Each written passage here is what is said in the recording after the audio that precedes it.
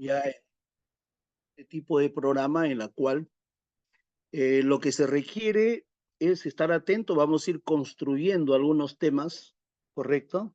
O sea, vas a participar y en esa participación tu aporte va a quedar registrado y este registro de esta información, de todas maneras, se la voy a hacer llegar a ustedes, ¿ya? Voy a ver la forma con la tutora para entregarle este material y puedo al final entregarle a ustedes también.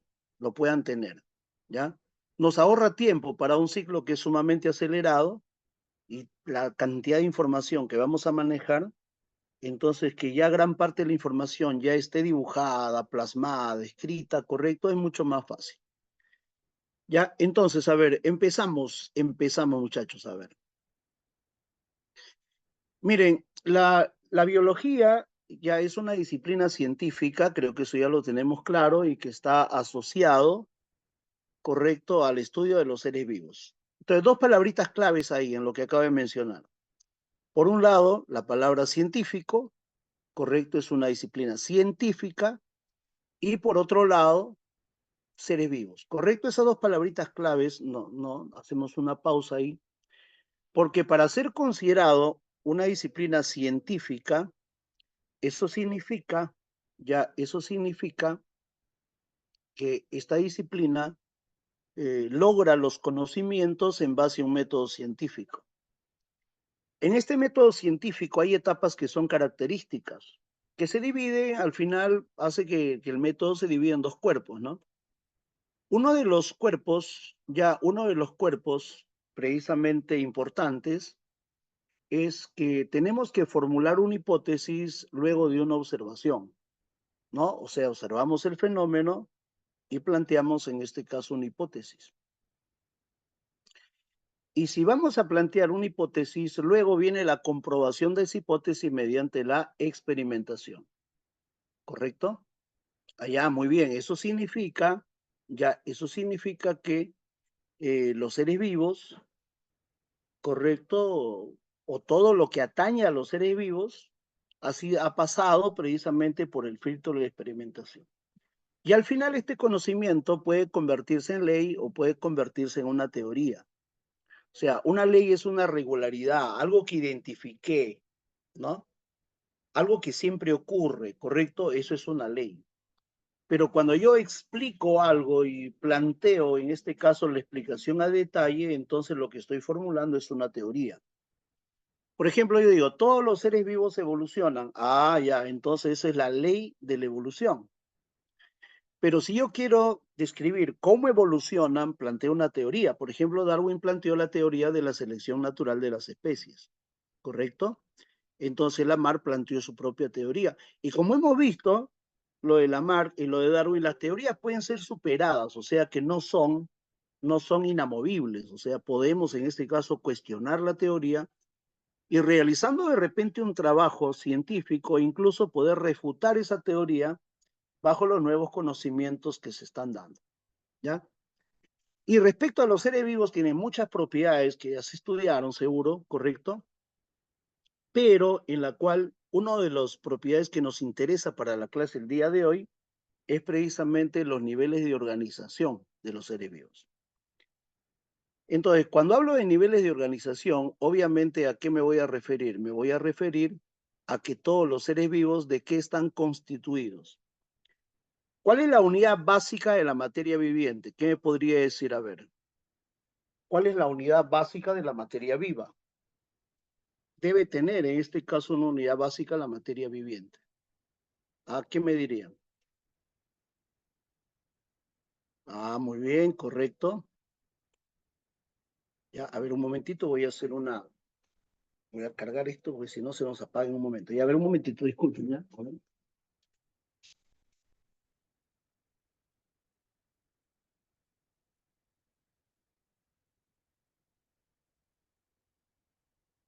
Ah, sí.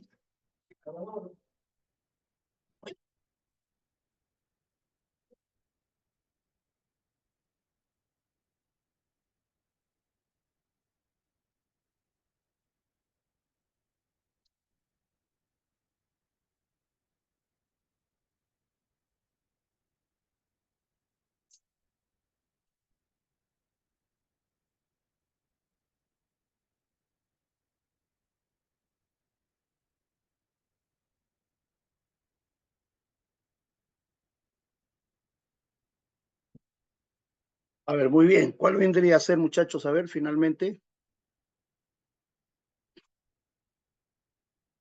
La célula es la mínima unidad viviente, ¿correcto? Ya, o sea, todo lo que tú haces, al final, ¿quién lo está haciendo? Lo está haciendo tu célula, ¿correcto? Ya, muy bien. Entonces, pero sin embargo, la célula es un elemento que está constituido por componentes mucho más pequeños, ¿no? Por ejemplo, la célula tiene organelas.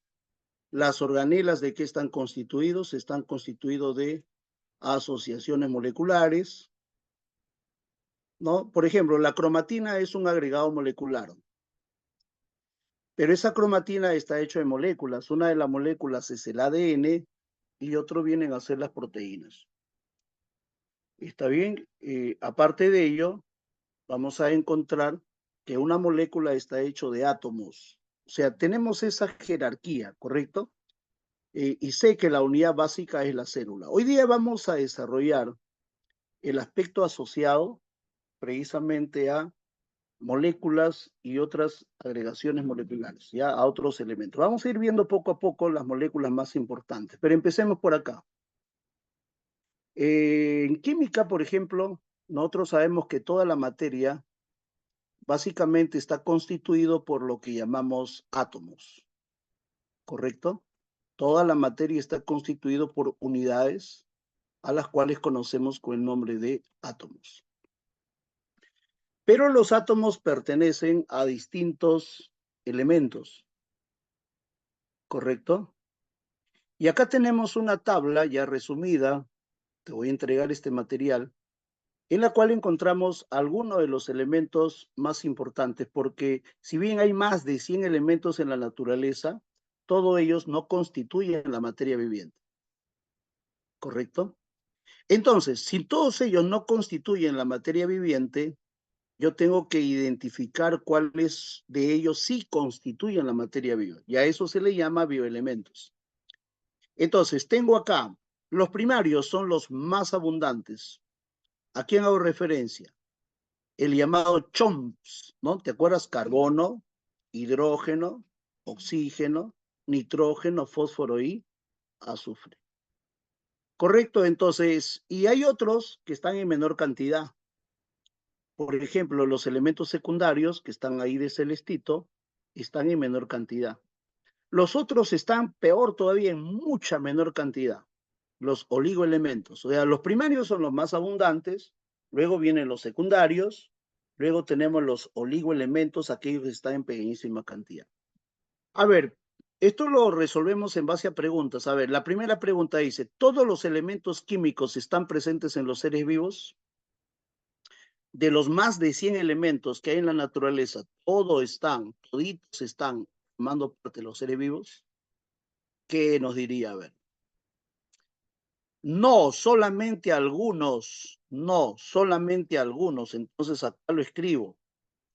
Entonces, si me hacen esa pregunta, mi respuesta inmediata, ¿cuál es? No, no, no, no, no. ¿Correcto? No. Solo algunos, ¿correcto? A estos algunos, ¿cómo lo vamos a llamar si forman parte de la materia viva? A eso lo llamamos como los bioelementos, ¿correcto? Ahora, ¿se encuentran en la misma proporción en los seres vivos? Todos están en la misma cantidad, igualito. Vuelvo a decir, no, ¿correcto? No, están en proporciones distintas, ¿correcto? ¿Quiénes son los más abundantes? Los más abundantes precisamente son los que yo voy a llamar con el nombre de primarios, principales, ¿correcto? Ya, y ahí está famosísimo, a ver, ¿quiénes son? El llamado CHOMPS, ¿correcto? Ahí está. Ellos son, y de los 6 que tú ves ahí, los 4 primeros son los que están en mayor cantidad, ¿ya? Claro, correcto, Brisa, Anthony, está bien, ahí está. Existen algunos bioelementos más importantes que otros. ¿Tú crees que se llama primario porque es más importante? No, no, no, no, no, no, todos son igual de importantes. Si un elemento faltara, así sea el flúor que está en pequeña cantidad, el yodo que está en pequeña cantidad, inmediatamente va a traer como consecuencia una alteración en el cuerpo y puede llevar a la muerte. Ahí tenés mucho cuidado. Que sea menos abundante no quiere decir que sea menos importante. Ya, eso sí hay que tenerlo en cuenta, ¿ya? Entonces no decir, ah, no, el yodo no es importante. Sin yodo no hay la hormona tiroxina. Y sin la hormona tiroxina el cuerpo, entonces su metabolismo no funciona adecuadamente. Imagínate, y eso que el yodo está en pequeñísima cantidad. Ya, entonces, no. Todos son importantes. Es como decir, ¿qué es más importante, el cerebro o el corazón, por ejemplo, ¿no? Todos son igual de importantes, ¿correcto? ¿No? Todos los bioelementos tienen el mismo, o sea, su presencia es importante en el organismo. No, en este caso tenemos por qué considerar que algunos son menos importantes porque están en menor cantidad, ¿correcto?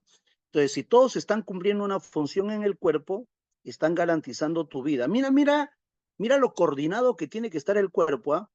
Para que incluso las moléculas chiquitas en la reacción que participen sean vitales para el funcionamiento del cuerpo humano. Ya, no todos son importantes. La carencia entonces de alguno de ellos me puede llevar a la muerte. Correcto, hay un equilibrio pero tremendo como lo plantea Anthony. ¿Ya? Siguiente, a ver, dice, ¿qué elementos, correcto, Anthony, qué elementos están presentes en las biomoléculas orgánicas? Ahora sí, en biomoléculas orgánicas. Ahora digo, los más abundantes, porque hay moléculas orgánicas en las cuales tienen sustituyente de yodo, por ejemplo, ¿no? La tiroxina es una molécula orgánica y contiene yodo. Ahora sí digo, las moléculas que están presentes en casi todas las biomoléculas orgánicas. ¿Y a quiénes se llama orgánicas? La que está presente, para llamarlo orgánico, viene a ser primero el carbono. Si una molécula del cuerpo humano tiene carbono, entonces esa molécula tiene muchas posibilidades de ser orgánico. Aparte de ella, ¿qué cosa necesita también? Necesita hidrógeno.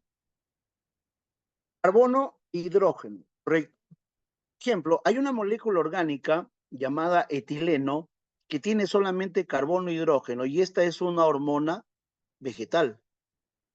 Pero hay otras que necesitan, aparte de la presencia de oxígeno.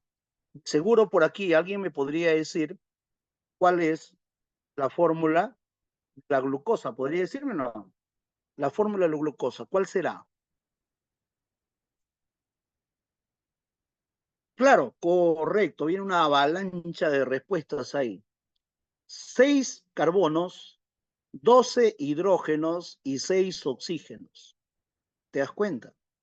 Pero las proteínas adicionalmente tienen nitrógeno. O sea, acá están probablemente, digo, de las 6 que eran primarias, acá están las más abundantes, pero todos igualitos de importantes. Ten mucho cuidado ahí, ¿ya?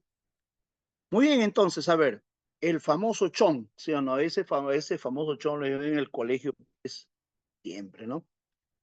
Pero hay algunos que se encuentran ionizados, o sea, se encuentran en estado iónico. De todos los bioelementos, ¿quiénes se encuentran en estado iónico? ¿Acaso los primarios? No, los primarios no. Está bien, los que están ionizados vienen a ser en este caso los secundarios y en este caso los oligoelementos. Ya, por ejemplo, a ver, yo diría, en el caso de secundarios, ya le encuentro ionizado. Un ejemplo nada más, un hito nada más, a ver, un ejemplo de secundario que se encuentre ionizado. Mira ahí en el esquemita, a ver, verifica cuál de ellos es secundario. ¿Cuál de ellos viene a ser secundario? Me doy cuenta, secundario, digo, está de celeste, puede ser el calcio, el magnesio, el potasio. A ver, ¿el calcio qué carga tiene? ¿Qué carga eléctrica presenta? +2, ¿correcto? El potasio tiene carga +1, ¿correcto? El sodio tiene carga +1. El cloro tiene carga -1, ¿sí o no? Ya, esos son los secundarios. Los que están en pequeñísima cantidad, ¿cómo se llaman? Se llaman oligoelementos. Dentro de los oligoelementos, ¿a quién voy a encontrar? Lo veo bien. Por ahí encuentro el hierro con carga +2, formando parte de la hemoglobina. Tenemos el yodo con carga -1, formando parte de la tiroxina. O sea, mira, ve, hay algunos elementos que se encuentran ionizados. Ah, ya, muy bien, ahí nos dice también Brisa, Mn, manganeso, con carga +2, participa en la fotosíntesis. Mira, ve, cómo poco a poco vamos ya adentrándonos en este mundo, ¿correcto?, de los bioelementos. ¿Qué bioelemento participa en la osmorregulación? A ver, jovencito ese manual, ¿qué bioelemento participa en la osmorregulación?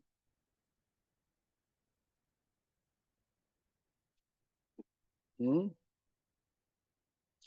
Primero habría que saber qué cosa es osmorregulación, ¿sí? Ya, lo digo, lo planteo acá, para que lo tengas en cuenta, ¿ya?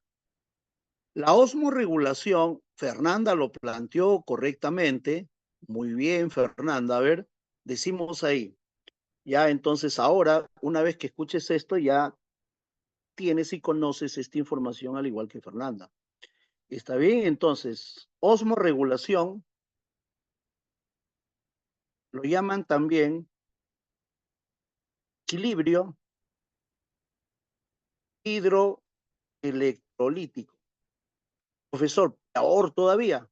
Osmorregulación no sabía, ahora el equilibrio. No te, es fácil esto. No me dice equilibrio hidroelectrolítico, significa el equilibrio o el balance de hidro es agua, ¿no? Electrolitos son sales, pero las sales se encuentran ionizadas. ¿Está bien? Entonces, agua y sales. Entendiendo que las sales se encuentran ionizadas, se encuentran formando iones. Uno de esos iones contribuye al equilibrio en la cantidad de agua que tiene el cuerpo. El más importante, ¿quién es? El más importante es el sodio. Correcto, el más importante es el sodio. No quiere decir que sea el único, pero acá resaltamos el más importante es el sodio. O sea, el sodio retiene agua. Por eso que a veces cuando una persona tiene demasiado sodio, retiene mucha agua y el volumen de sangre también aumenta la presión, ¿sí o no? Y la presión sanguínea elevada puede causar entonces hipertensión arterial, mucho sodio. Recomendable para alguien que es hipertenso, que no consuma mucho sodio. O sea, alimentos salados prácticamente son un problema para él. Había que reducir la cantidad de sodio, ¿correcto? Porque sabes que de todas maneras el sodio es importante, ¿no? No anularlo, pero sí reducir la cantidad de sodio en los alimentos, ¿ya? ¿Qué elemento está asociado con la contracción muscular? Te estoy mencionando ahí elementos que son claves porque nos van a servir para después. ¿Alguien sabe? Para la contracción muscular, muy bien, Brisa. Ahora Brisa es la que plantea es el calcio. Y sé que el calcio siempre está con carga +2. Muy bien, Camila. Mírame, el calcio a veces uno dice, pero calcio fortalecimiento de los huesos, pero eso no es en este caso lo fundamental, porque el calcio más importante tiene que ver con la contracción muscular. Date cuenta, el calcio, ¿qué es más importante? ¿Que fortalezca un hueso o que el corazón siga latiendo? Lógicamente que el corazón siga latiendo. Incluso el calcio lo sacan del hueso para que el corazón siga latiendo. El hueso se debilita, pero el corazón sigue latiendo y se garantiza la vida de la persona. ¿Te das cuenta? Y ahí viene problemas como osteomalacia, por ejemplo, en personas de avanzada edad, fragilidad ósea, ¿correcto, no? Debido a los problemas precisamente de retiro de calcio. El calcio es importantísimo, en primer orden, sobre todo, ¿para qué? Sobre todo para lo que viene a ser la contracción muscular, ¿ya? Bueno, creo que ahí ya nosotros estamos observando precisamente algunas funciones importantes de alguno de los bioelementos, ¿ya? Este material lo tiene registrado. Dime, entonces, con algunos elementos, ¿yo qué puedo formar? Uno, el átomo de elemento, otro átomo. Al unir átomos, ¿qué formé? Moléculas, ¿sí o no? O sea, dos átomos enlazados químicamente, eso para nosotros, jovencitos, eso es una molécula. Pero las moléculas pueden ser moléculas sencillas o pueden ser moléculas complejas. Moléculas pequeñas, micromoléculas, o moléculas grandes, macromoléculas. Si forman parte de los seres vivos, estas moléculas yo lo llamo biomoléculas. ¿Correcto? Habrá moléculas que no están en mi cuerpo, que no es normal que existan. Por ejemplo, cianuro de potasio en mi cuerpo es un veneno, ¿no? Entonces, para nosotros no es una biomolécula, no es una molécula que esté presente en nosotros, ¿ya? Entonces, así hay muchas moléculas que no forman parte del cuerpo humano. A ver, tenemos ácido clorhídrico y si lo tenemos en dónde, alguien dígame, a ver, ¿tienes ácido clorhídrico o no?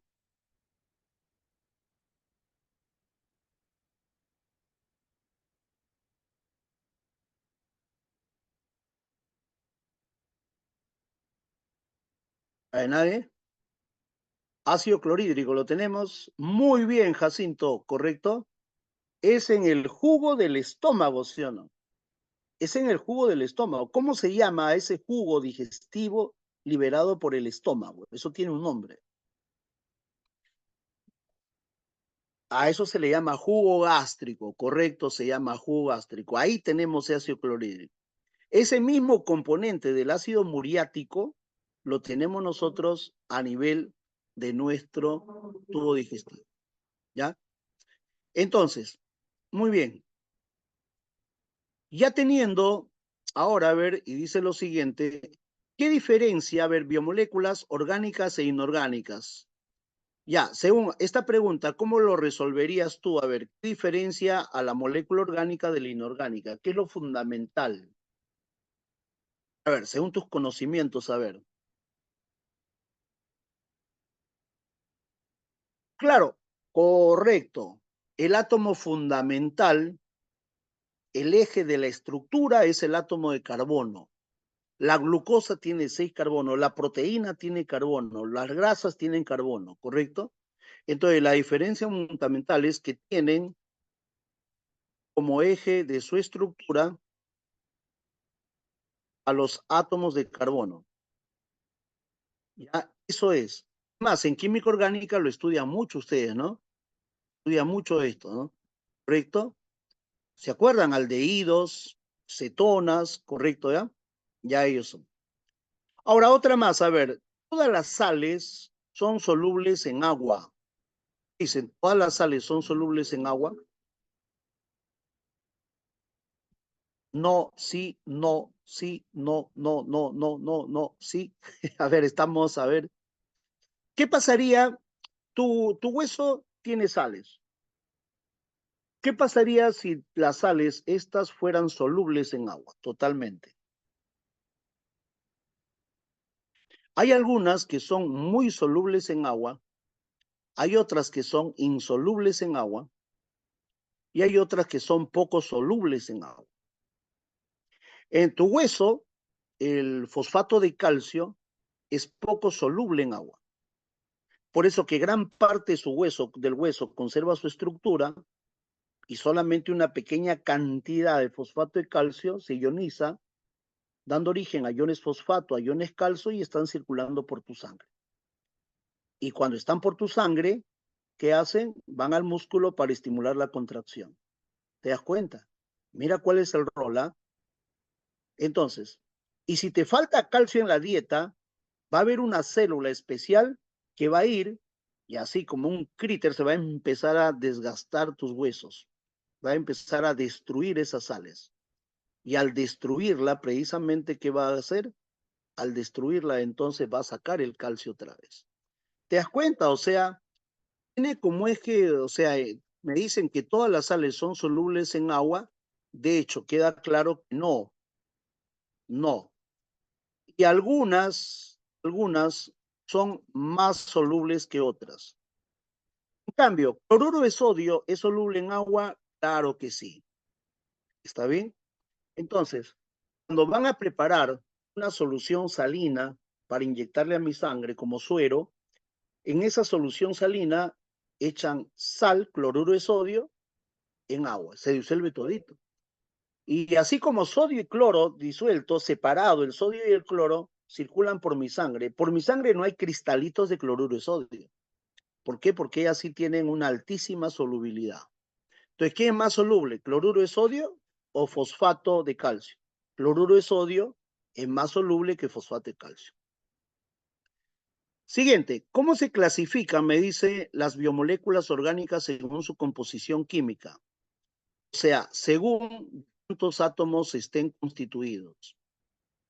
Allá, fácil, pues, en química, me acuerdo de química, ¿qué digo? A ver, primero, su composición de la molécula podría ser binaria. Si tiene 3, podría ser ternaria.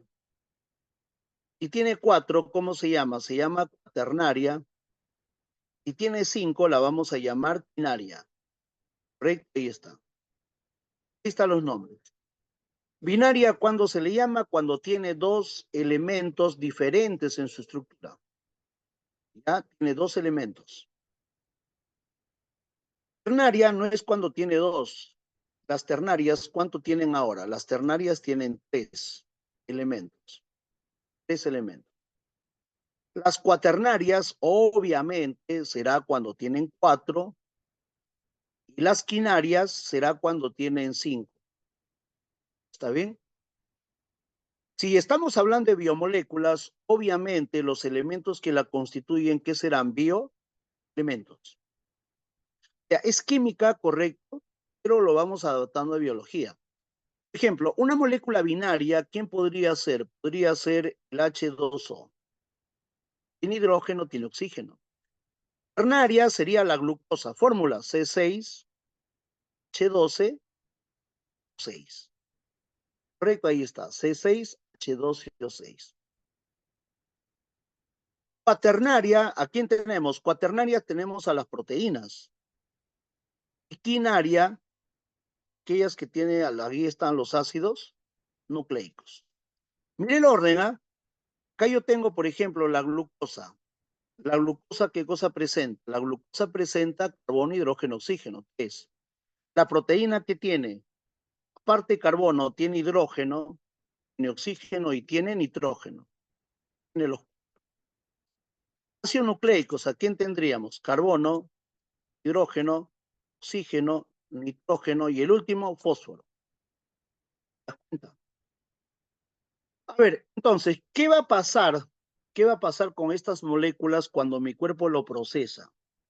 Cuando mi cuerpo lo procesa y lo degrada, ya, lo va destruyendo, van saliendo desechos. Por ejemplo, cuando yo metabolizo la glucosa, al metabolizar la glucosa, ¿qué me traerá como desecho? La glucosa tiene carbono, hidrógeno y oxígeno. El carbono con el oxígeno se va como CO2 y el hidrógeno con el oxígeno se va como agua. O sea, tenemos, estos son los desechos producto del metabolismo de la glucosa. Pero si yo metabolizo proteína, debe haber desechos que contengan nitrógeno, ¿sí o no? Y el primer desecho que contiene nitrógeno es el amoníaco. O sea que aquel que tiene nitrógeno en su metabolismo emite desechos nitrogenados. Aquel que tiene, por ejemplo, los ácidos nucleicos, ¿qué tendrán? Liberan CO2, tiene carbono, liberan agua, tiene hidrógeno, liberan amonio, tiene nitrógeno, y liberan fosfato porque tienen fósforo. ¿Te das cuenta? Entonces creo que ahí ya vamos entendiendo y vamos aproximándonos, ¿no?, a un poco más del metabolismo. ¿Qué me dice? A ver, ¿no? Entonces, por ejemplo, mira, la penúltima que dice, ¿qué biomoléculas, y aprovechamos acá, qué biomoléculas, al ser degradadas metabólicamente, producen desechos nitrogenados? ¿Cuál sería tu respuesta? Fíjate del listado que hemos hecho. ¿Cuál de esas moléculas que ves anteriormente tienen desechos nitrogenados luego de ser metabolizados? A ver, ¿qué me dirías? Jacinto, a ver, Suyón, a ver. Ya, Cristian Daniel, moléculas orgánicas, pero ¿cuál de esas moléculas orgánicas que tú ves acá, cuál de estas moléculas orgánicas finalmente es en este caso? A ver, por ejemplo, serán aquellas que tengan nitrógeno, ¿sí o no? ¿Qué nos dice? A ver, Viraldina, Luz Nayeli, Guzmán Niño, Cristian Daniel, Yasmín Toscano, Brisa, a ver, Brisa, refrescanos, Brisa, a ver qué. Ah, correcto, Marlon, muy bien, proteínas y ácidos nucleicos. Suyón, proteínas, porque ya habían dicho ácidos nucleicos, proteína. Xiomara, ácido nucleico y proteína, correcto. Facilito, esto puede ser pregunta de examen de admisión.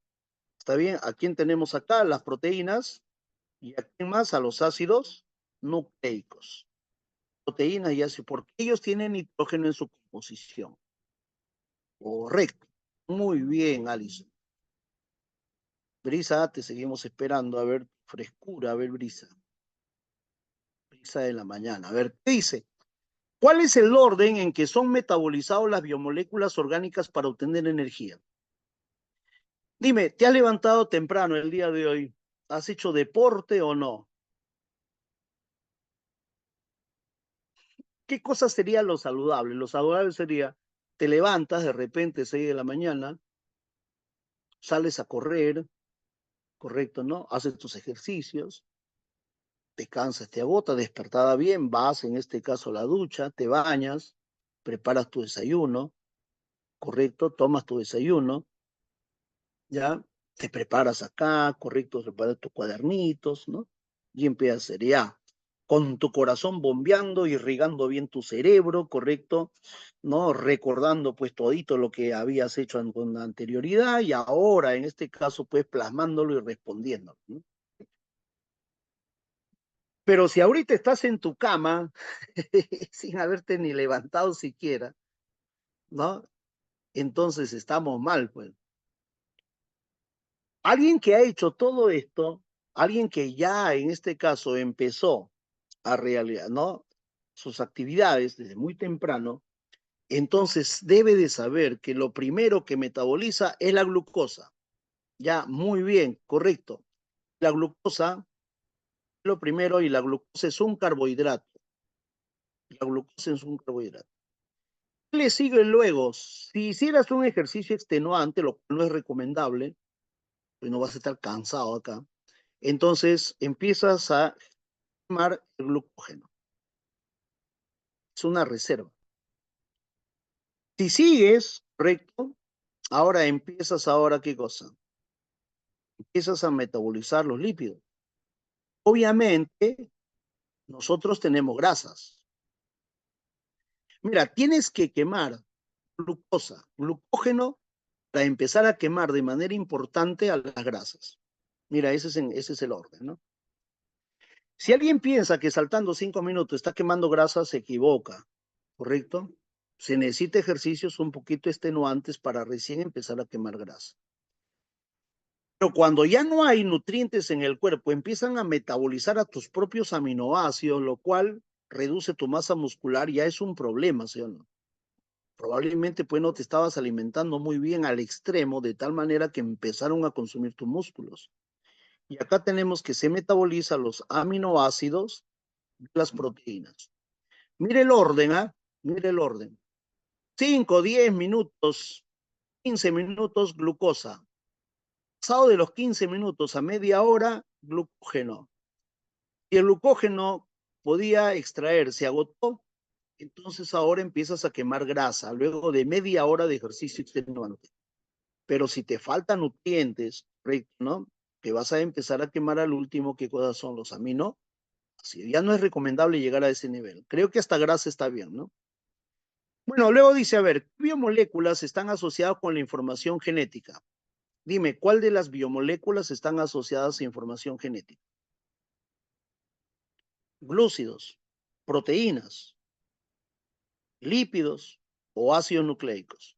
Correcto, Jacín. Brisa se apareció refrescando a la mañana. A ver, ¿qué nos dice? A ver, tenemos ahí Guzmán Niño. Correcto, está bien, son los ácidos nucleicos. Pero de los ácidos nucleicos, uno de ellos almacena la información y otro hace que se exprese. Es como un CD y un reproductor de CD. El CD almacena información, pero el reproductor hace que se convierta en música para mis oídos, ¿sí? El ADN tiene información para labios moderadamente gruesos, eso hace el ADN, lo tiene guardadito esa información, y el ARN hace que se exprese y que yo tenga labios moderadamente gruesos. ¿Te das cuenta? Entonces, ¿eso qué significa? Entonces, hay dos tipos de ácidos nucleicos quienes hacen eso. Uno de ellos, correcto, Esia, Viraldina, Anthony, entonces uno de ellos viene a ser el ADN y el otro, ¿quién es? El ARN. El ADN almacena información genética, es el ADN. Y el ARN no almacena, ella expresa información genética. Yo compro un CD que almacena información, así, ¿me sirve? ¿Me sirve ese CD? Yo, se me ocurre colocármelo en oído y querer escuchar música, no, porque está almacenado en un código que yo no puedo percibir. Pero si yo lo coloco en un reproductor y esos códigos se convierten en música para mis oídos, obviamente eso sí yo lo puedo percibir. Entonces, el reproductor sería el ARN, pero el que tiene la información es el ADN. ¿Qué pasa si el CD está rayado? Al estar rayado, se alteró la información que había. Y de pronto, si es que sale el sonido también, de pronto puede salir distorsionado. Eso mismo pasa precisamente con nuestro ADN. Correcto, así es. Entonces, puede hacer que un rasgo desaparezca. Por ejemplo, una persona, nosotros tenemos color de piel. El color de piel nuestro es marrón, ¿sí o no? Somos marroncitos, la mayoría, ¿no? Como dicen los alumnos, color chaufa, color humilde. Ya, bueno, color marroncito, a mucho orgullo, ¿correcto? Color protección ultravioleta, eso es. Color cartón, cartón. Ah, cartón y mojado todavía, Geraldina. No, hay términos que ya, pues, nadie se acompleja por el color de piel que tiene, ¿no? Está bien, pero hay términos que a veces, porque hay un racismo oculto dentro de nosotros y aprovechan para marcar la diferencia, ¿no? Y a veces lo tratan de relacionar con la discriminación. ¿Está bien? Ay, está orgulloso de mi color, dice. Somos color protección ultravioleta. Y resulta, pues, que utilizan el término en el aula, he escuchado, color humilde, bueno, ya por ahí, ¿no? Color pobreza extrema, ya eso como que ya es insultante, ya, ¿no? Se trata de marcar la diferencia con él, ¿no? Pero ya que digan color robo a mano armada, por ejemplo, ya es denigrante, pues, ¿no? ¿No? Hay una parcialización de tal manera que asocian un problema social con el color de piel, ¿no? No, obviamente ya, ya escapa pues de la broma. ¿Ves? Salomé sale color guayco. Sí, lo último que escuché es color 10 céntimos. No, imagínate, las redes son las que permiten, ¿no? Las que permiten dar suelta, rienda todo el racismo. Ya, ya. Vamos a cortarlo, ya. Entonces, sí, eso ya suele ser ofensivo. Bien, vean, muchachos. Entonces, tenemos ahí, creo que un resumen con algunas preguntas claves, ¿no? Que nos van, en este caso, ya eso que nos van a iluminar. Ya tenemos algunas nociones más. Bueno, en las biomoléculas orgánicas, muchachos, miren, ven, yo tengo aquí la unión de manera general, ¿no? Acá hablamos de biomoléculas y acá entramos a biomoléculas orgánicas.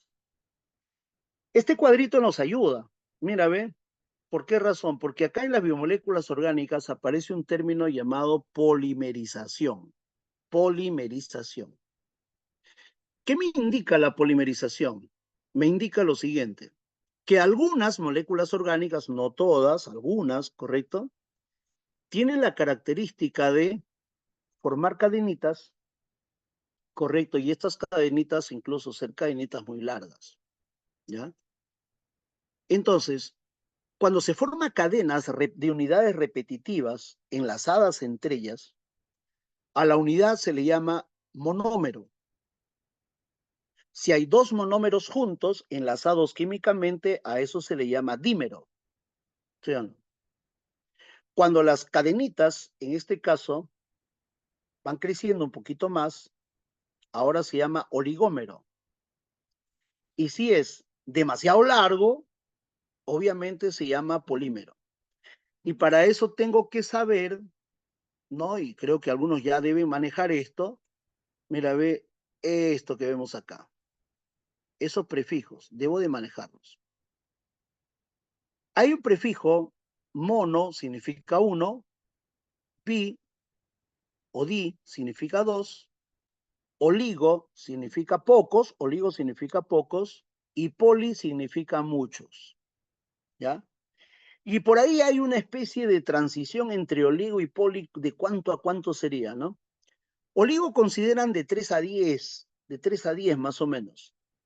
Ya, y de ahí hacia adelante, cuando son demasiado largas las cadenas, utilizamos el término poli, ¿ya? Mira, ¿quiénes pueden ser polímeros? Polímeros pueden ser los glúcidos, las proteínas y los ácidos nucleicos, más no precisamente los lípidos. Entonces, me pueden preguntar acerca de las moléculas poliméricas capaces de formar polímeros. Ahí los lípidos no tienen por qué estar para nada, ¿correcto? Los lípidos. Lo descartamos. Ahora, en los monómeros, por ejemplo, si yo hablo de carbohidratos, la unidad, ¿cómo se llama? Se llama monosacárido. Dos unidades juntas, o sea, un dímero se llama disacárido. Una cadena de 3 a 10, ¿cómo se va a llamar? Se llama oligosacárido. Pero cuando la cadena es demasiado larga, se llama polisacárido. Pero quiero saber algo más. ¿Y cómo se llaman los enlaces? Bueno, el enlace se llama glucosídico. Entonces, queda claro que la unidad se llama monómero, ¿correcto? Y lo que hay acá, desde dímeros hacia adelante, son enlaces. Ya son enlaces químicos. ¿Qué tipo de enlace químico será? Este enlace, por si acaso, no es cualquier tipo de enlace.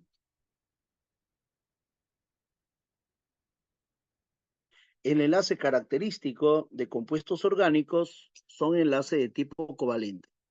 ¿Se entendió hasta ahí? No iónico, enlace covalente. Puede ser covalente polar o covalente apolar. Bueno, covalente, correcto, ahí nos quedamos. Cuando yo voy a conocer, por ejemplo, sobre las proteínas, ¿está bien? Las proteínas también están formadas por unidades llamadas monosacáridos. Dos monosacáridos juntos se llaman disacáridos. 3 a 10 se llamaban oligosacáridos, pero ahora en aminoácidos, ¿qué nombre damos? Si para monosacárido era disacárido, oligosacárido, polisacárido, para aminoácido, cuando tienen dos aminoácidos juntos, dipéptido. De 3 a 10 aminoácidos juntos, oligopéptido. Y si la cadena es demasiado larga, ¿cómo se le va a llamar? Se le llama polipéptido. ¿Correcto? Muy bien. Ahora, los ácidos nucleicos también tienen unidades llamadas nucleótidos. Dos de ellos se llamará dinucleótido, una cadena mediana oligonucleótido y una cadena larga se llama polinucleótido. ¿De qué es lo que más vamos a hablar precisamente el día de hoy? El día de hoy hablaremos de disacáridos y polisacáridos, fundamentalmente disacáridos y polisacáridos. Sobre ellos nos vamos a centrar. Nosotros lo vamos a mencionar. Disacárido, polisacárido. Cuando hablemos de proteínas, vamos a hablar de frente a aminoácidos y polipéptidos. Y cuando hablemos de ácidos nucleicos, voy a hablar de nucleótidos y voy a hablar de polinucleótidos. Los otros los voy a mencionar, ¿correcto? ¿Por qué? Porque es lo que más puede venir el examen de admisión. Ahora, me pregunta ahí, a ver, me pregunta su compañera Brisa, ¿correcto? Ah, con ratón sentí algo de frescura. A ver. Y mira, ve, en realidad lo que pasa acá con, en este caso, con los lípidos, es que los lípidos no forman cadenas, no forman cadenas largas, no. Los lípidos son moléculas chiquitas que se juntan y eso es toda la molécula de lípido, no es capaz de formar moléculas largas. Te dije, los glúcidos también, hay unidades chiquitas pero son capaces de formar cadenas largas, con miles de unidades, así, cadenas largas. Eso significa ser polímero, ¿no? Poli es mucho, mero significa unidad. Muchas unidades, polímeros. ¿Se entendió, Brisa? Si yo cogiera una molécula de lípido y otra, y otra, y otra, y otra, y formar una cadena de miles, él sería polímero, ¿no? Pero no, pues, ¿no? No. Los lípidos no hacen eso. Ahora, cuando se va a formar, precisamente, estas moléculas deben de tener enlaces que permitan ¿no? Permitan, en este caso, su unión. Yo tengo una molécula X y tiene un grupo OH. Ya, esta es la molécula 1. Ya, esta que ves acá es la molécula número 1. Y esta es otra molécula, sería la molécula número 2. Dime, como son unidades, a estas moléculas, ¿qué nombre le deberíamos de dar? Esta es una unidad, de hecho que esto es un monómero. Esto es otra unidad,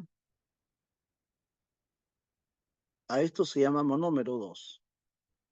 Lógicamente, cuando yo junte las dos unidades, la molécula formada, ¿cómo deberá de llamarse? A esa molécula formada debe llamarse dímero, ¿sí? Dímero. Pero hay algo importante acá, si te has dado cuenta y has sido sagaz, bien observador, habrás visto que el monómero 1 tiene un grupo OH dentro de su estructura hay un OH, el monómero 2 dentro de su estructura hay un OH, y resulta, mira, ve, que el OH de 1 abandona su parejita, el hidrógeno del otro abandona su parejita y se van. O sea, el OH abandona al monómero 1, que era su parejita. El hidrógeno abandona al monómero 2, que era su parejita. Cada uno abandonó su parejita. Abandona su parejita y se van para formar algo más grande. Por ejemplo, yo tengo, este es el OH del primer monómero. El otro es el hidrógeno del segundo monómero. Dime, ¿qué formaron? ¿Qué formaron? OH con hidrógeno, ¿qué han formado? Aparte del dímero. Míralo bien, y H2O, lo que se acaba de formar, ¿qué cosa es? Es agua, ¿sí o no? ¿Y qué van a hacer las moléculas a quienes sus parejitas los abandonaron? Se fueron.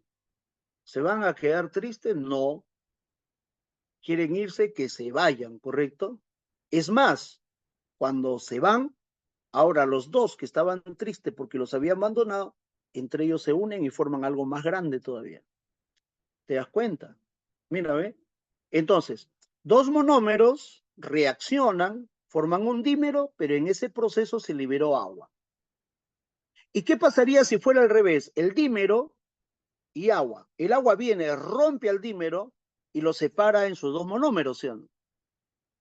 Correcto, eso también podría pasar, ¿no? Eso también podría pasar. Entonces, puede ocurrir el proceso inverso. ¿Cómo se llama al proceso en la cual dos moléculas reaccionan liberando agua? A esa reacción se llama reacción de condensación. La formación del dímero, la polimerización que se viene, se lleva a cabo por reacciones de condensación, con pérdida y liberación de agua. Lo contrario, ¿qué vendría a ser? Lo contrario vendría a ser que el agua entre, rompa el dímero y lo separe en sus dos monómeros, ¿sí o no? ¿A eso cómo se llama si es que el agua rompe una molécula? Hidrólisis.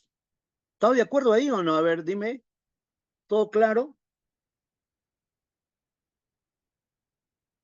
Jacinto Goicochea dice, a ver, esterificación. No, ese es un tipo, vamos a ver, ¿ya? Vamos a ver luego la particularidad.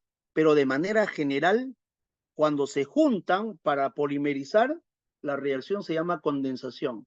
Y cuando un polímero se rompe para formar unidades, la reacción, ¿cómo se llama? Se llama hidrólisis. Hidrólisis. ¿Ya? Bueno, seguimos avanzando entonces. Acá está por escrito, en resumido, que nos dice, que nos plantea. En la condensación se libera agua y en la hidrólisis el agua ingresa y rompe las unidades. No, el agua no rompe la unidad, al contrario. El agua ingresa, rompe el enlace y separa las unidades, ¿sí o no? Lo que rompe es el enlace, ¿correcto, Marlon? Estaba bien ahí en la idea, seguro, ¿no? Pero el agua viene, rompe el enlace y separa las unidades que estaban juntas, ¿correcto? A ver, confirma, Marlon, si se logró entender.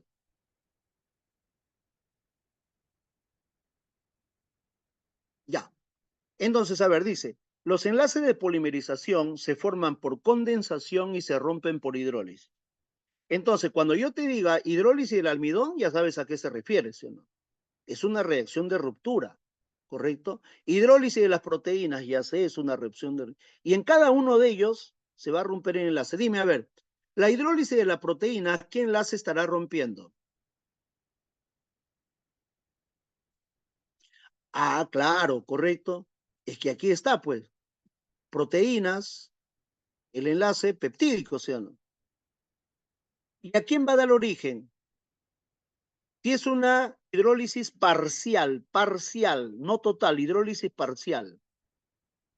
Una proteína tremenda es rota parcialmente. Me va a originar a oligopéptidos, dipéptidos, pero si me dijeran hidrólisis totales, que llega hasta el último, hasta la unidad, entonces, ¿qué me va a dar origen? Me va a dar origen a los aminoácidos. Aminoácidos. Mira, entonces viene otro término, hidrólisis parcial e hidrólisis total, ¿correcto? La hidrólisis total es cuando llega hasta el monómero, hasta la unidad. Por ejemplo, dime, a ver, ¿qué generará la hidrólisis parcial de un polisacárido como el almidón? La hidrólisis parcial, ¿qué formará?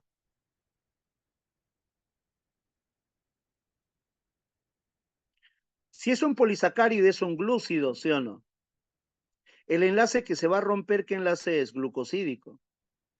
Y si no se desintegra totalmente, forma cadenas medianas llamadas oligosacáridos, forma cadenas de 2 unidades llamadas disacáridos. Eso es la hidrólisis parcial. Pero dime, la hidrólisis total de ese almidón, ¿qué me originará? Ya, eso sí tienes que saberlo. La hidrólisis total. Muy bien, correcto, muy bien. Ahora serían los monosacáridos. Los monosacáridos. ¿Ya? Bien, muchachos, entonces tenemos ahí las generalidades. Era importante, ¿ah? Era importante. Ah, en proteínas me dices, a ver, proteínas. Ah, ya, si tengo proteínas, la hidrólisis total, ¿qué me origina? Aminoácidos, ¿no? Entonces, en parcial, ¿qué me da? ¿Me da dímeros o me da oligómeros, sí o no? Una hidrólisis parcial de proteínas, ¿qué me da? Dipéptido y oligopéptido. Una hidrólisis parcial de un almidón, un polisacárido, ¿qué me da? Disacárido y oligosacárido. Una hidrólisis parcial de un ácido nucleico, ¿qué me da? Dinucleótido y oligonucleótido. Correcta la observación, Suyón. ¿Ya? Y una hidrólisis total, ahí sí ya me da la unidad, pues, ¿no? ¿Correcto? Muy bien, jovencito, buena observación. Ya,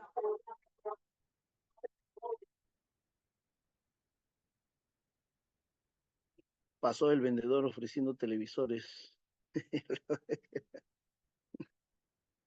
A ver, entonces tenemos acá, a ver, si en pandemia era peor, ¿no? Bueno. Carbohidratos, a ver, veamos. A veces lo llaman glúcidos, a veces lo llaman hidrato de carbono.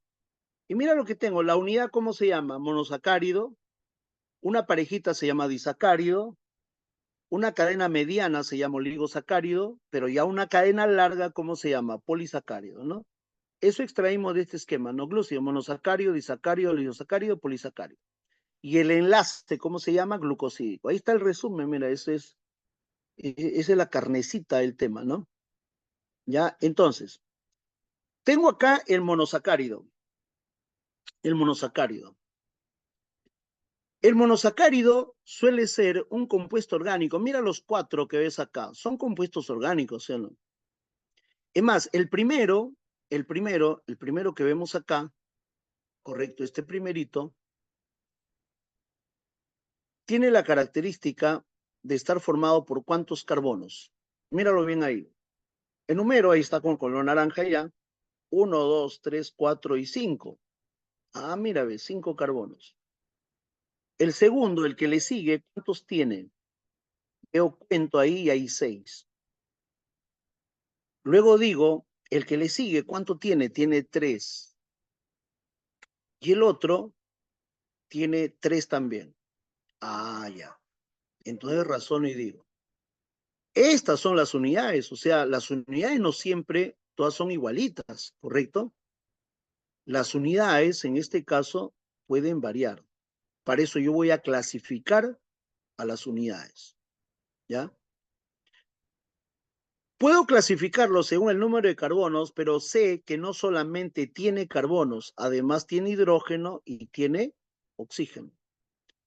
Porque los monosacáridos, los azúcares, ¿qué tipo de compuestos son?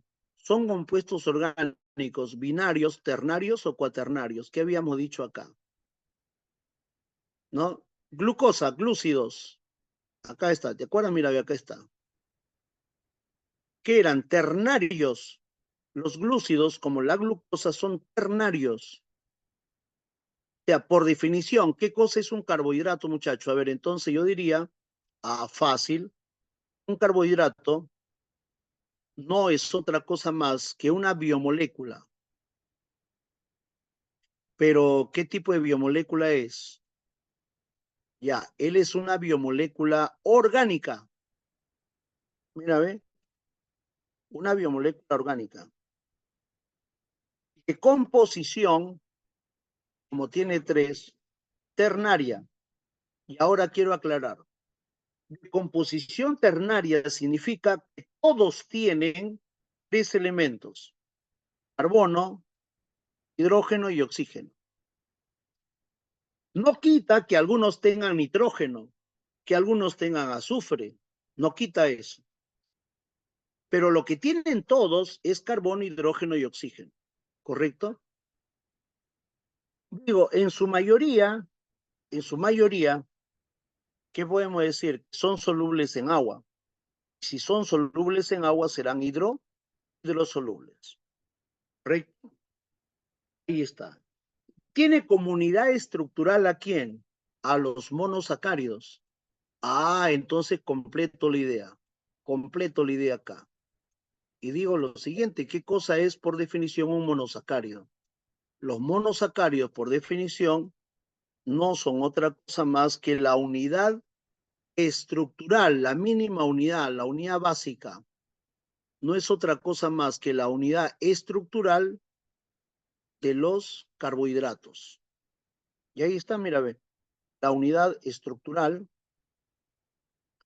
de los carbohidratos. Si quieres, llámalo glúcidos, si quieres, llámalo también hidratos de carbono. Lo mismo, llámalo azúcar si deseas. Pero los monosacáridos son la unidad estructural de los carbohidratos, ¿correcto? Según su grupo funcional, puede hacer que lo clasifiquemos. Por química orgánica, yo sé que cuando un carbono está unido a un oxígeno, en el extremo, mira, ve, en el extremo, entonces ese grupo es típico de los aldehídos. Pero si no está en el carbono 1, ni en el 5, ni en el 6, ni en el extremo, si no está en un carbono intermedio, en el siguiente, en la fructosa, está en el carbono 2, deja de ser aldehído para convertirse en una cetona. Y los azúcares que tienen grupo aldehído se van a llamar, a esos azúcares que tienen grupo aldehído, lo vamos a llamar nosotros con el nombre de aldosas. Lógico, ¿no? Si tienen grupo aldehído, aldosas. Y si tienen grupo cetona, como este que está acá, entonces yo lo llamo cetosas. En química orgánica ya ustedes se van a involucrar mucho más ya en lo que los aspectos moleculares. Ahorita nos interesa ¿no? Desde el enfoque biológico, correcto, la clasificación. Dime entonces, a ver, cuál es la ribosa según su clasificación? ¿Aldosa o exosa? ¿Qué me dirías tú? La ribosa. Está en el extremo ese grupo funcional. Si está en el extremo, ¿a qué grupo pertenece? Muy bien, jovencitos, muy bien. A eso se llama aldosa. La fructosa no está en el extremo, está en el intermedio, ¿no? En el número 2. Ahora sí, ¿él qué cosa es? Él es una cetosa. Correcto, una cetosa. La que sigue, el grisaldehído, ¿qué cosa es? A ver, veo y en el extremo tiene grupo aldehído. ¿Él qué cosa es? Es una aldosa. La hidroxiacetona tiene en el carbono intermedio, ¿correcto? Ahí está, a esto se conoce con el nombre de cetosa. Y es cetosa también. Mira, tengo a aldosa, cetosa, cetosa. Ahora, puedo tomar en cuenta el número de carbonos también. La mayoría de azúcares tienen de 3 a 6 carbonos. Habrá uno de 7 por ahí, habrá uno más largo, pero la mayoría tiene 3 a 7. Muy bien, jovencito. A ver, Anthony, Equesia, Guzmán, Flavia, Brisa también, ¿no? Suyón, Miriam, Crecia. Muy bien, Ramírez. Entonces, Daga Zúñiga, a ver, ya lo plantearon correctamente. Ahora, a ver, respecto al número de carbonos, si tuviera 5 carbonos, a él se le llama pentosa. Si tuviera 6, como es el que sigue, a él se le llama hexosa. Los dos últimos tienen 3 cada uno, ¿no? Como tienen 3 cada uno, ¿cómo se llama a ellos? Ellos se le llama diosa. A ver, fírmame. ¿Todo bien? ¿Sí? Ya, muy bien. Aprovecho para sacarle la fórmula de cada uno. Mira, cuando un azúcar tiene 5 carbonos, el número de hidrógenos siempre es el doble, 10, y el número de oxígenos es el mismo que el número de carbonos. Ya, la fórmula ¿cuál es? C5H10O5. Ya, esa es la fórmula, ¿correcto? Y depende del número de carbonos, ¿correcto, Flavia? La siguiente, la hexosa. ¿Cuántos carbonos tiene la hexosa? Tiene 6. ¿Cuántos hidrógenos tendría entonces? Anthony ya lo dijo todito, incluso Luz Nayeli también. Claro, correcto. Muy bien, jovencitos. El número de hidrógeno es el doble, 12. ¿Cuántos oxígenos tenemos? 6.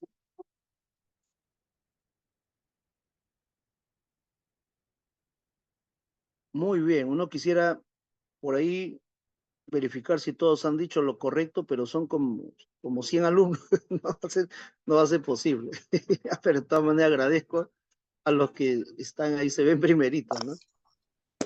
Ya, entonces, gliceraldehído, ¿cuál será su fórmula? Correcto, Marlon, Anthony, John, Brisa, Nayeli, Ramírez, Inocente, correcto, muy bien. T3, T6, es. La hidroxiacetona, ¿qué fórmula tendrá? Igual, ¿sí o no? C3, H6, es. Tiene la misma fórmula global, pero dime, ¿tiene la misma arquitectura molecular? ¿Qué me dices tú ahí? No, claro. Daga no dice, no. Es un nuevo lenguaje, ¿no? Flavia, no. ¿Cuántos lenguajes han aparecido ahora? Bueno, entonces acá, a ver, veamos. Ya, entonces veamos lo siguiente. ¿Está bien? Entonces, acá tenemos estas dos últimas, tiene la misma fórmula global, pero sin embargo su arquitectura es diferente, no es igual. ¿Cómo se llama? Aquellas moléculas tienen la misma fórmula global, la misma cantidad de átomos, los mismos elementos, todo, la misma fórmula, pero estructuralmente están armados de otra manera. Ah, no, a ellos se les llama o se les conoce A ver, voy adelantando. Isómeros. Ellos son isómeros. Ya en la universidad se empieza a utilizar otros términos, ya el término epímero, enantiómero, y creo que en química orgánica también lo tocan, pero al final tienes que haber sabido muchas cosas para eso, ¿no? Ahorita nos interesa isómero, nada más, ¿correcto? No nos compliquemos la vida, hasta ahí llegamos. Dime, ¿la ribosa y la fructosa serán isómeros o no?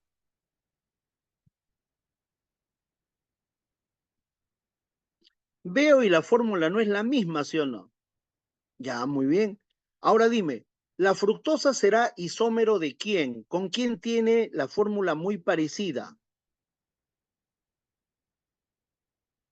Con la glucosa, ¿sí o no? La glucosa también es C6H12O6. La fructosa C6H12O6. ¿Y dónde está la diferencia? Que la glucosa tiene grupo aldehído, pues no tiene el grupo cetona como la fructosa. O sea, el oxígeno así con doble enlace está en el extremo, no está en el carbono intermedio. ¿Ya? Muy bien. Ahora, hay algunos nombres que le dan a algunos monosacáridos. Hay algunos nombrecitos por ahí. Por ejemplo, a la glucosa lo llaman dextrosa. A la fructosa lo llaman lebulosa. Fructosa, lebulosa. A la glucosa lo llaman dextrosa. Seguro ha escuchado hablar en los hospitales, de repente por ahí, ojalá no, pues, pero siempre hay alguien que está enfermo y tienen que hacerle no, tienen que hidratarlo y le dicen, vamos a colocarle una solución de dextrosa. Ya la enfermera colóquele 1 litro de dextrosa, tantas gotas por minuto, ¿no? Entonces, cuando dice solución de dextrosa, significa que le están dando glucosa porque se sabe que la glucosa es la primera fuente energética que se utiliza, ¿sí o no? Y si esa persona no se alimenta porque lo operaron del estómago, el intestino o algo, por lo tanto le dan ese suero fructosa, ese suero dextrosa, ¿correcto?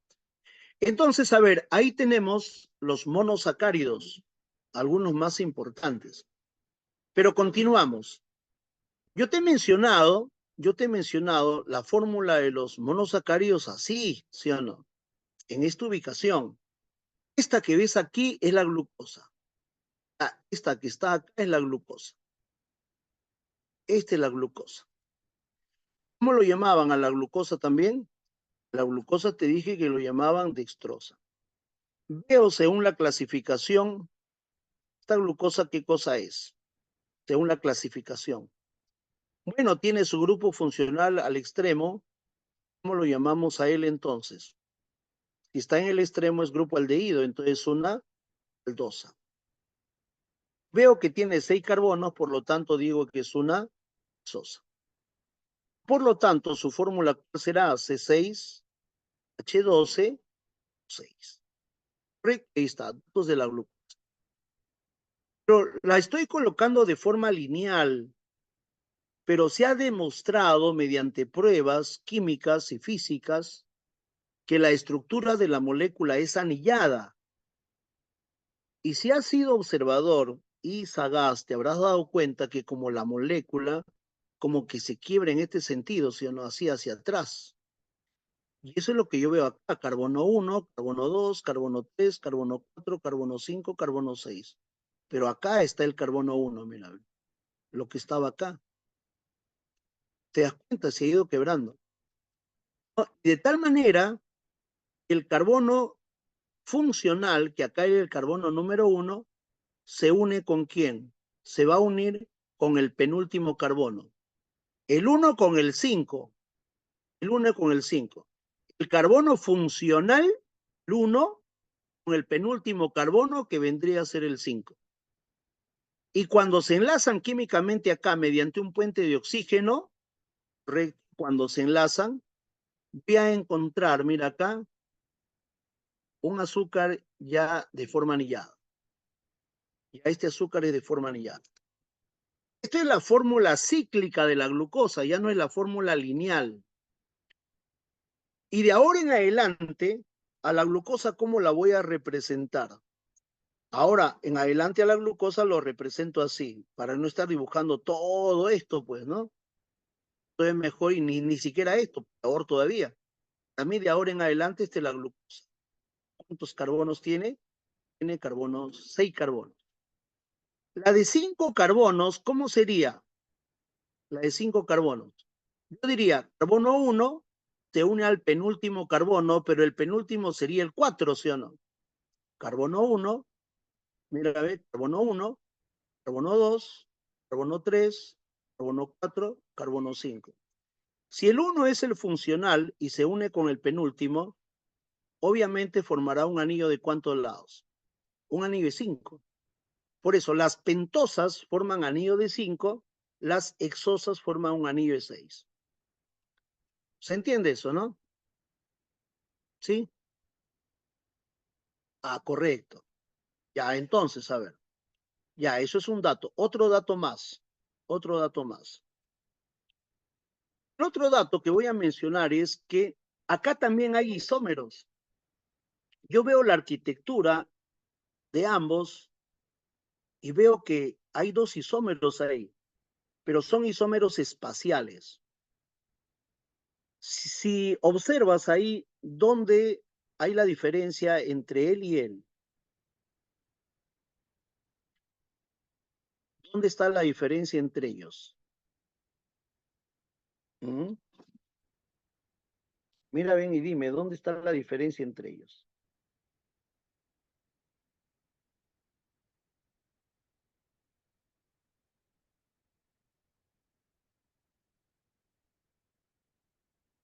A ver, chat,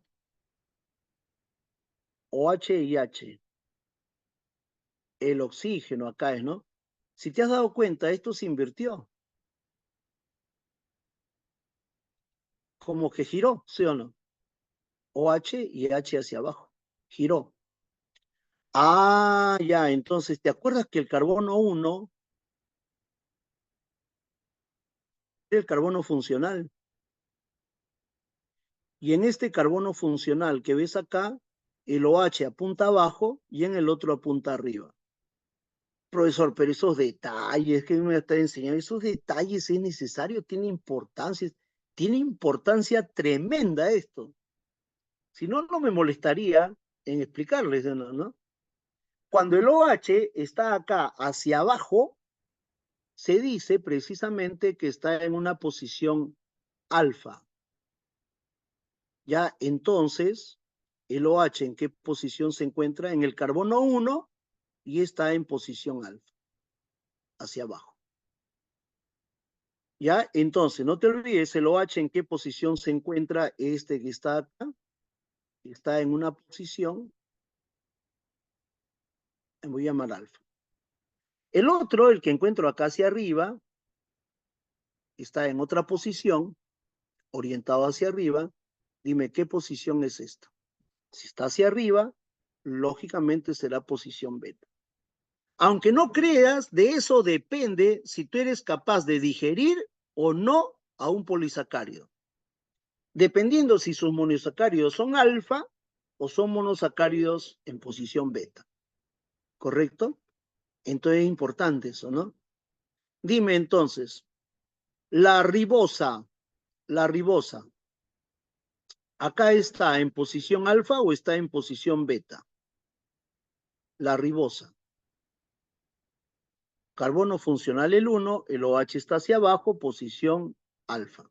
La glucosa que ves al costado, veo en el carbono 1, el OH apuntando arriba, posición beta. ¿Correcto? Muy bien. ¿Ya? Entonces, a ver, y acá tengo a la ribosa, y la ribosa es uno de los monosacáridos. La ribosa forma un ácido nucleico. Justamente, si es que un ácido nucleico, mira, es un monosacárido que forma parte de los ácidos nucleicos. Si el ácido nucleico tiene ribosa, ¿cómo se llama? Ácido ribonucleico, ¿sí? Forma el ácido ribonucleico. Y la glucosa, ¿qué te dijo? Es la principal fuente de energía, no es reserva, ¿correcto? Es fuente energética, es la que se utiliza. Las reservas las utilizamos, pero después, ¿sí o no? Se utiliza inmediato como fuente de energía la glucosa. A las reservas yo tengo que desdoblarlas hasta glucosa para ser utilizada. La célula utiliza glucosa. Si tengo polisacárido de reserva, tengo que desdoblarlo, tengo que hidrolizarlo totalmente hasta glucosa para poder ser utilizado como combustible. ¿Ya? Mira, ahí tengo dos moléculas claves, dos moléculas importantes, ¿no? Muy bien, entonces, los monosacáridos de 5 carbonos y 6 carbonos pueden formar anillos. El de 5 carbonos, un anillo de 5 lados, y lo de 6 carbonos, un anillo de 6 lados. En química orgánica esos anillos tienen su nombre, pero no lo menciono, te va a confundir más. ¿Ya? Ahora, algunos monosacáridos son modificados o derivados. Mira, a ver, ¿cómo era acá la ribosa? ¿Cuál era la fórmula de la ribosa? A ver, vamos a ver acá. A ver, lo pongo acá al costadito para que lo puedas comparar. ¿Ya? Compara la ribosa con esta nueva. Ya, acá está. La ribosa y la otra molécula llamada desoxirribosa. Míralo bien. Me doy cuenta que la ribosa acá tiene un grupo llamado OH. Y la desoxirribosa ya no tiene OH. Le quité un oxígeno. Como le quité un oxígeno, lógicamente su fórmula ya no es la misma, ¿sí o no? Si en la ribosa la fórmula era C5, y acá lo voy a colocar, ¿ve? La ribosa, ¿cuál era la fórmula que ella tenía? En la ribosa su fórmula era C5, H10 o 5, entonces la desoxirribosa su fórmula ¿cuál será? C5, H10 o 4. Entonces, es un desoxiazúcar porque le quité un oxígeno, ¿sí o no? Y mira, le quité un oxígeno y cambió todo. Ahora, si la ribosa pertenecía al ARN, ¿cómo se llama ahora aquel que pertenece al ADN? Es un ácido nucleico con desoxirribosa. Ácido desoxirribonucleico o ADN. Y mira, solamente le quité un oxígeno nada más, ¿ah? Eso y algunos otros cambios en su estructura me diferencian al ADN y al ARN y tienen ya pues, mientras que el ADN almacenaba la información, el ARN se encargaba de expresar la información. Pero respecto al azúcar, le cambié uno nada más, un hito, le quité un oxígeno nada más. Y finalmente tenemos a los azúcares aminados, a los azúcares aminados. Uno de ellos, a la glucosa, ¿qué le he añadido por acá? A ver, a la glucosa le he quitado el OH y le he añadido un grupo amino. ¿Qué esperamos lógicamente? Si a la glucosa le añado un grupo amino, espero lógicamente que se llame glucosamina, ¿sí o no? Si a la glucosamina, si a la glucosamina yo encima le añado un grupo acetil, este es el grupo acetil, ¿cuál es el nombre completo ahora? Ahora se llamaría la acetilglucosamina. ¿Correcto? Y esos nombrecitos es importantísimo que lo tengamos en cuenta, ¿ya? Ya en la segunda parte, está bien, entraremos a más detalle al respecto.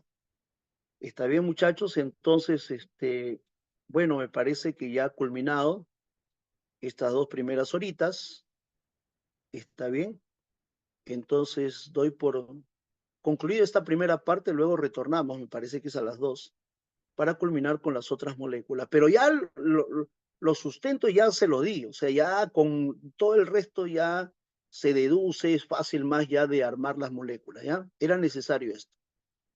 Muy bien, todo lo que estoy acá lo voy a guardar y al finalizar la clase, se los voy a reentregar todo completo. Se lo paso a la señorita luego para poder entregárselo, ¿ya? Bien, muchachos, muchas gracias por su atención. Ya estaríamos entonces viéndonos más tarde. ¿Ya?